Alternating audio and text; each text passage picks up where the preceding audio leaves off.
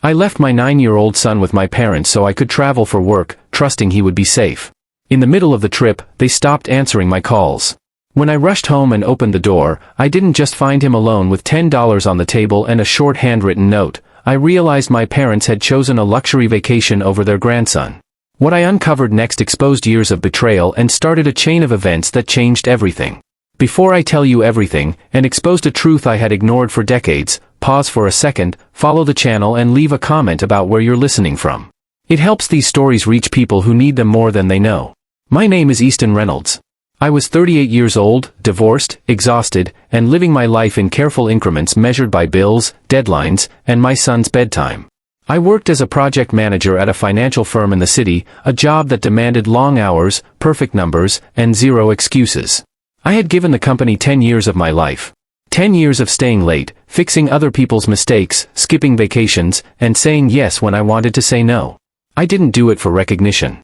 I did it for Leon. Leon was 9. Bright-eyed, observant, and far more perceptive than any child his age should be. After the divorce 3 years earlier, he became my entire world. His mother had chosen a different path, one that didn't include late-night homework sessions or budgeting groceries down to the dollar. Leon stayed with me, and I built my life around making sure he never felt like he was missing something. We lived in a small suburban apartment. Nothing fancy. Clean, quiet, and predictable. Predictable was important. I woke up before dawn, packed lunches, walked Leon to the bus stop, then drove into the city. Every night, no matter how late, I made it home in time to hear about his day. That routine was the spine holding my life upright. I didn't take risks. I didn't dream recklessly. Everything I did was calculated, cautious, and built around one goal: stability. Then, after 10 years of being overlooked, the opportunity finally came. It was a gray afternoon when my boss called me into his office. Rain streaked down the glass walls as he leaned back in his chair and folded his hands. "Easton," he said, "we're sending you on the New York trip." For a second, I didn't understand what he meant. The New York trip wasn't just travel. It was the deal. A week-long negotiation with a strategic partner. Millions on the line. Whoever led it successfully wouldn't just close a contract, they'd open a door that rarely reopened. If this worked, I'd be promoted. Senior management. Double the salary. A real house. Better schools for Leon. A future that didn't feel like survival mode. If it failed, I already knew the answer to that. I nodded, keeping my excitement carefully contained. "I won't let you down." Back at my desk, my hands shook as I reviewed the documents. For the first time in years, I let myself imagine more. Leon riding his bike in a real backyard. A college fund that didn't feel like a fantasy. A life where one emergency wouldn't send everything collapsing. Then reality interrupted. Leon. The trip was a full week. His mother lived out of state and wasn't an option. Babysitters were unreliable for that long. There was only one place I could turn. My parents. Hudson and Riley Reynolds lived 2 hours away, in the house where I'd grown up. We weren't close, not since the divorce, but they were family. They loved Leon, or at least I believed they did. When I called them, I explained everything carefully. The trip. The importance. The dates. I tried not to sound desperate. There was a brief silence. Then my father said, "All right. Bring the boy." My mother followed immediately. "We'll take care of him." No hesitation. No conditions. I exhaled for what felt like the first time in days. That weekend, I packed Leon's clothes, favorite books, and his worn-out stuffed dinosaur. I hugged him longer than usual at their front door. "Be good for Grandpa and Grandma," I said softly. "Daddy will call every day." Leon smiled, brave and trusting. "I will." As I drove away, I told myself everything was under control. The flight to New York was smooth. The hotel overlooked the city, all glass and ambition. The first meetings went perfectly. The partners listened. They nodded. They asked the right questions. A colleague texted me after one session, "You nailed it." Every night, I video called Leon. He laughed. Showed me drawings. Told me about dinner. My parents waved in the background, smiling. I relaxed. By the fourth day, we entered the critical phase. Final negotiations. Numbers locked in. This was the point where everything could tip one way or the other. That was when my phone vibrated in my pocket. My parents. They never called during the day. I stepped into the hallway and answered. My father's voice was calm. Too calm. "We need to tell you something." My stomach dropped. That was the moment my life began to split in two, one version where I believed family meant safety, and another where I would learn how wrong I had been. And I hadn't even heard the rest yet. My father didn't raise his voice. That was what made it worse. "We've been invited on a trip," he said, like he was telling me the weather. "Your brother arranged it. Africa. 2 weeks." I pressed my palm against the cold hallway wall, trying to stay grounded. "Africa? When?" "Tomorrow morning." For a moment, my mind refused to process the words. "Tomorrow?" I repeated. "Dad, I'm in New York. You're watching Leon." There was a brief pause. Then my mother's voice cut in, sharp and impatient. "You'll need to come pick him up." I felt something snap inside my chest. "I can't. I'm in the middle of the most important negotiation of my career." "I told you that. I only need a few more days." My father exhaled slowly, like I was being unreasonable. "We've already decided." The hallway suddenly felt too narrow, too tight. I lowered my voice. "Please. I'm begging you. Leon is 9. You can't just leave him." My mother sighed, irritated. "Easton, this opportunity doesn't come often for us either. Your brother already booked everything." There it was. My brother. "What about my son?" I asked. "What about your grandson?" "You're his father," my father said flatly. "Figure it out." Then the line went dead. I stood there staring at my phone, the screen dark, my reflection warped in the glass. Around me, people walked past carrying coffee cups and laptops, completely unaware that my life had just cracked open. Career or child? Except it wasn't a choice. Leon was always the answer. I rushed back into the conference room, hands trembling. I tried to focus, but the numbers blurred. Every scenario ended the same way, my son alone in a dark house, confused, hungry, scared. I excused myself again, barely coherent, and ran back to my hotel room. I started calling everyone. Friends. Colleagues. Old contacts I hadn't spoken to in years. One by one, the answers came back the same. "I can't tonight. My wife's about to give birth. I'm out of town. We need at least 24 hours notice." Emergency services quoted rates I couldn't afford and timelines that were useless. Every door closed. I sat on the edge of the bed, staring at my laptop. The negotiation documents were still open. Charts. Projections. The future I'd been chasing for a decade. I closed the file. Then I opened my email. With shaking hands, I wrote to my boss. I explained there was a family emergency. I said I had no choice but to leave immediately. I apologized, knowing apologies wouldn't matter. When I hit send, it felt like signing my own termination letter. I packed without thinking. At the airport, I booked the first flight home. I spent the wait staring at the runway, my chest tight, replaying every moment I had trusted my parents. The flight felt endless. I called them again and again. No answer. By the time I landed, it was nearly midnight. The taxi sped through dark streets toward my parents' house. I kept checking the clock, imagining Leon alone, wondering why no one was coming. When we pulled into the driveway, the house was completely dark. No lights. No sound. The front door wasn't even locked. My heart dropped straight through my chest. I pushed the door open and called Leon's name. Nothing. Then I heard a small sound from the kitchen. Leon was standing on a stool, trying to pour cereal into a bowl. Milk had spilled everywhere. His eyes were red. His hands were shaking. "Daddy," he said softly. "I'm hungry." I crossed the room in 2 steps and pulled him into my arms. He clung to me like he was afraid I'd disappear again. "They said they were going to play," he whispered. "They left money." On the table was a crumpled $10 bill and a note. "Take care of yourself." That was it. No phone number. No instructions. No apology. I sat him down, made him food, stayed right there while he ate, my hand on his back the entire time. I didn't speak because if I did, I wasn't sure what would come out. Later that night, I took him home with me. The next morning, my phone rang. My boss. I stepped onto the balcony before answering. The words were short. Cold. Final. The deal had collapsed. The partners pulled out. My position was terminated effective immediately. 10 years ended in a single call. I hung up and stared at the city below, feeling numb. Leon asked why I looked sad. I told him Daddy was just tired. That lie became my armor. The days that followed blurred together. Bills piled up. Sleep disappeared. I calculated every expense while pretending everything was normal. Eventually, I had no choice but to move back into my parents' empty house temporarily. That was where I found the folder. Old bank statements. Custodial account records. The prize money I'd won as a child. $50,000. In my name. Withdrawn over years. For my brother. Tuition. Living expenses. Investments. Not a single dollar for me. The truth hit harder than the job loss. This hadn't started with Leon. It had been happening my entire life. And when my parents finally returned from their trip, they acted like nothing had happened. No apology. No regret. That was when I realized I wasn't just dealing with neglect. I was dealing with a pattern. And patterns don't break on their own. They have to be confronted. Even if it means tearing your own family apart. I didn't confront my parents right away. For 2 days after they returned, I moved through the house like a stranger. I cooked for Leon, took him to school, answered his questions with half smiles, and waited. Every drawer I opened, every hallway I walked through, felt heavier now that I knew the truth hiding inside the walls. At night, after Leon fell asleep, I sat alone at the dining table with the folders spread open in front of me. Page after page. Dates. Amounts. Purposes. Every withdrawal lined up with milestones in my brother's life, private school tuition, a first car, seed money for a business idea that never went anywhere. Meanwhile, I remembered begging for piano lessons at 12 and being told we couldn't afford extras. Remembered taking student loans while my brother graduated debt-free.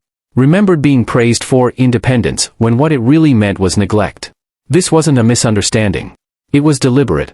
The third evening, my parents came home with suitcases still half-packed, souvenirs scattered across the kitchen counter. My mother chatted about the weather. My father talked about jet lag. They laughed with Leon like nothing had happened. I watched them. And something inside me finally went still. When Leon went upstairs to play, I closed the living room door. "We need to talk," I said. My father looked annoyed. "About what?" "You left my son alone," I said evenly. "You cost me my job." My mother sighed dramatically. "You're exaggerating. Nothing bad happened." "Nothing bad happened because I flew across the country overnight," I said. "Not because of anything you did." My father leaned back in his chair. We watched him for several days. "You should be grateful." "Grateful." I placed the folder on the table and slid it toward them. "Explain this." My mother's face changed instantly. Color drained from her cheeks. "That's old paperwork," she said quickly. "Why are you digging through the garage?" "Because I wanted to know why I've been struggling my entire life while my brother never had to," I said. My father flipped through a few pages, jaw tightening. "We did what was best for the family." "For my brother," I corrected. "You were older," my mother said. "You could manage." I laughed once, sharp and hollow. I was 10. Silence swallowed the room. "You took money that belonged to me," I continued. "Money that was legally mine. And you gave it to him." My father stood abruptly. "We raised you. That money went toward the household. It went to his tuition. His car. His investments," I said. "I have the records." They didn't deny it. They justified it. That hurt more than anything else. The argument escalated fast. Voices rose. Accusations flew. They blamed me for being resentful. For bringing up the past. For choosing my career over family, ignoring the fact that I had sacrificed everything to protect my son. Then my father said it. "Maybe you're just not suited to this family." The words landed with a dull finality. I stopped arguing. I stood up. And I understood something with absolute clarity. They would never admit what they'd done, because admitting it would mean seeing me as equal. I took Leon back to my room that night, packed our bags quietly, and left before dawn. 2 weeks later, I met with a lawyer. The case was clear. Guardianship abuse. Misappropriation of funds. Decades of documented withdrawals. Filing the lawsuit felt surreal, like stepping off a cliff and trusting the ground to appear beneath my feet. The fallout was immediate. Relatives called, furious. Accusations poured in. I was called ungrateful. Heartless. Vindictive. No one asked why. No one asked what had happened to Leon. The trial dragged on for months. My parents sat across from me in court like strangers. My brother avoided my eyes entirely. The judge didn't. When the ruling came down, it was decisive. Repayment. Interest. Damages. I won. But walking out of the courthouse, there was no relief. Only exhaustion. The money returned to my account weeks later. I paid off debts. Set aside savings for Leon. Then, just when I thought the worst was behind me, life struck again. Leon's accident came without warning. One phone call. One sentence. By the time I reached the hospital, everything I'd fought for felt irrelevant. I sat beside his bed for days, whispering stories, promising things I would never get to give him. When he was gone, the world didn't shatter. It emptied. The funeral was quiet. Small. Gray. And that's when my parents appeared. Uninvited. Detached. They didn't cry. After the service, they sat me down by my son's grave and asked for money. Said they were sick. Said they needed help. Said I didn't need it anymore. I transferred the money without argument. Not because they deserved it, but because I was too tired to fight. Days later, I learned the truth. They weren't sick. They were traveling with my brother. The money had gone straight to him. That was the moment something inside me finally shut off. No anger. No confrontation. Just finality.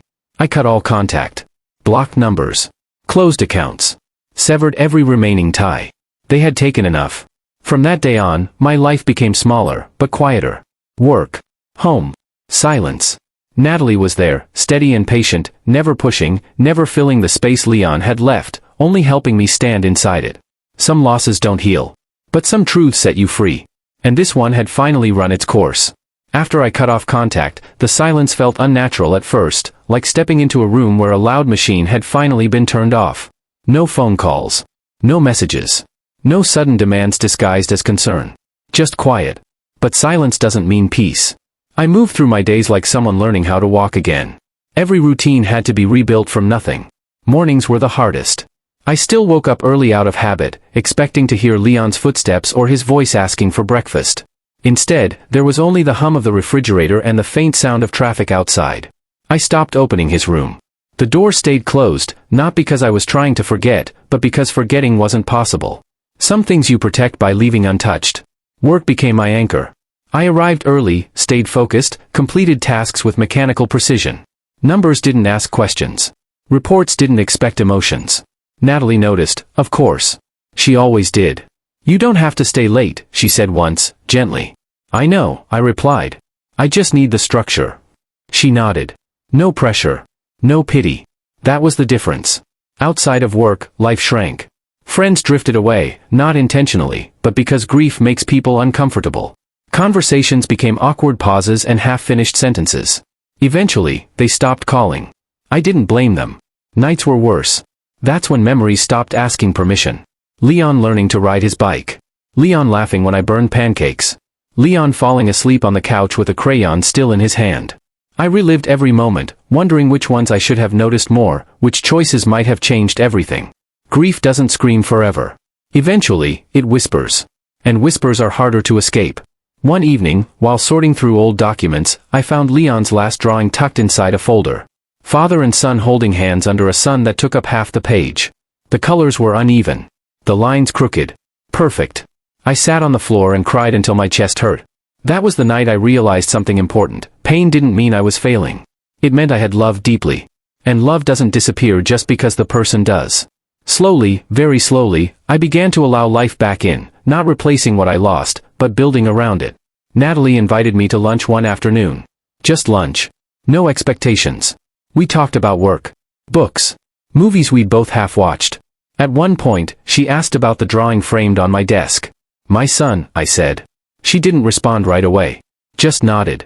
"I'm glad you keep him close," she said. That was all. Over time, lunches became occasional dinners.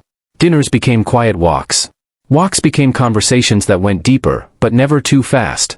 She never tried to fix me. She understood that some wounds don't close. They scar. And scars don't need solutions. Months passed. I moved apartments, again. Not to escape memories, but to create space that didn't feel haunted. Smaller place. More light. Fewer echoes. I donated some of Leon's toys. Kept a few. Let the rest go gently, like sending pieces of him out into the world. The job stabilized. I earned quiet respect. Not promotions. Not applause. Just trust. And for the first time in my life, that felt enough. One afternoon, an unfamiliar number appeared on my phone. I didn't answer. It rang again. Then stopped. A voicemail appeared. I didn't listen to it. Some doors stay closed because reopening them only leads backward. Later, Natalie asked if I wanted to take a short trip, just a few days. Somewhere quiet. I hesitated. Then I agreed. We didn't talk much on the drive. Didn't need to.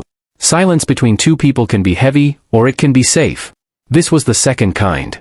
Standing by the water that evening, watching the sun drop below the horizon, I felt something unfamiliar. Not happiness. But steadiness.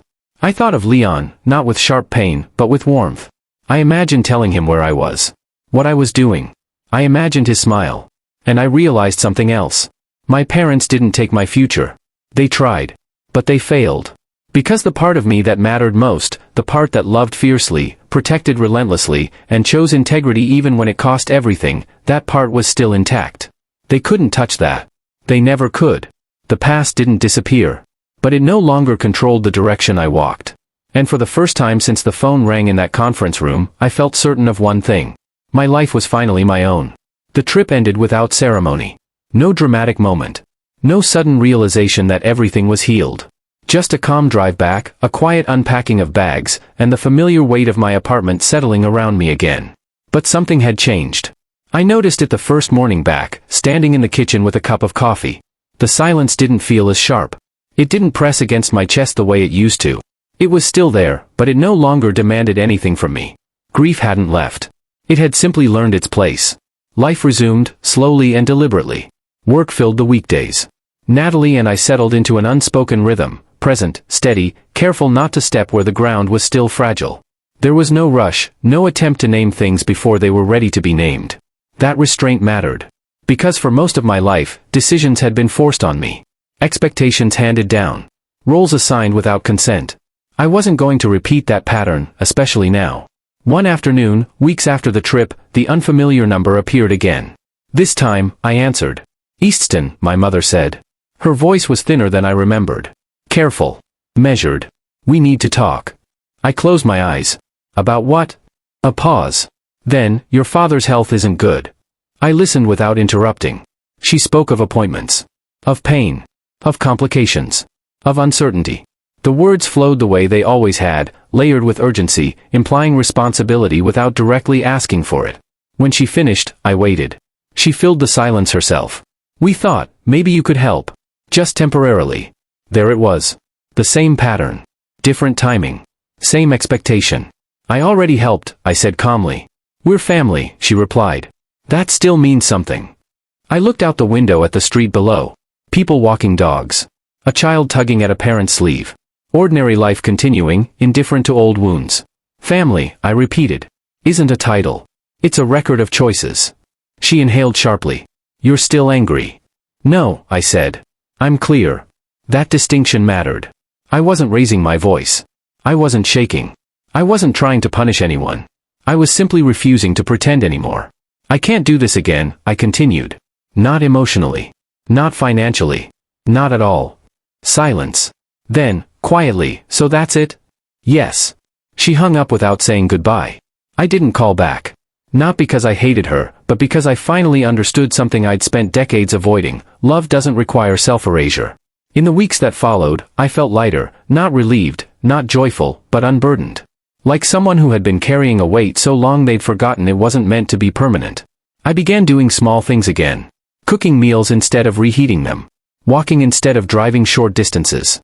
Reading books Leon would have liked and placing them on a shelf, not as a shrine, but as a presence. One evening, Natalie asked if she could come over. I hesitated. Then said yes. She noticed Leon's drawing on the wall immediately. "May I?" she asked. I nodded. She studied it for a long moment, then said softly, "He was loved." "Yes," I replied. "More than anything." She didn't say anything else. She didn't need to. We sat together in silence, not filling it, not avoiding it. Just existing within it. That night, when she left, I realized something important. I wasn't afraid of moving forward anymore. Not because the past no longer hurt, but because it no longer defined the limits of my life. Months passed. Work stabilized further. I earned a modest promotion, not because I demanded it, but because consistency has a way of being noticed when it's genuine. My life became predictable in a way that felt safe, not stagnant. Occasionally, I visited Leon's grave. I spoke to him differently now. Less apology. More sharing. I told him about the new apartment. About the park nearby. About Natalie's terrible taste in movies and surprisingly good cooking. I told him I missed him. And that missing him didn't mean I was stuck. 1 year after his passing, I planted a tree nearby. A young one. Fragile, but rooted. I didn't expect to see it fully grown. That wasn't the point. The point was continuity. I never heard from my parents again. I heard about them, through distant relatives, indirect updates, vague mentions. Health declining. Enzo struggling. Tension rising. None of it reached me directly. And for the first time, I didn't feel guilty about that. Because guilt had been the leash that kept me tied to people who mistook obligation for love. Letting go didn't make me heartless. It made me honest. On a quiet Sunday morning, Natalie and I walked through the neighborhood. Leaves fell around us, slow and deliberate. "You're different," she said. "How?" "You don't run anymore," she replied. "You choose." I thought about that. About how every major moment in my life had once been reactive, responding to crises, demands, losses. And how now, even in grief, I was finally acting with intention. I think, I said slowly, this is the first time my life isn't built around proving something. She smiled. That's usually when people start living. That night, alone again, I stood by the window and looked out at the city lights. Some were out there, lives were unraveling. Others were beginning. Some were holding on. Some were learning to let go. I wasn't special. But I was free. Not from pain. Not from memory. But from the belief that suffering was the price of belonging. I carried my son with me, not as an anchor, but as a compass. And everything I chose next would be guided by that quiet, unshakable truth. Love should never require abandonment of the self. Not ever. Not again. The end. If my story stayed with you, take a moment to support it. Subscribe to the channel, share it with someone who might need it, and tell us in the comments what part hit you the hardest. Your voice keeps stories like this alive.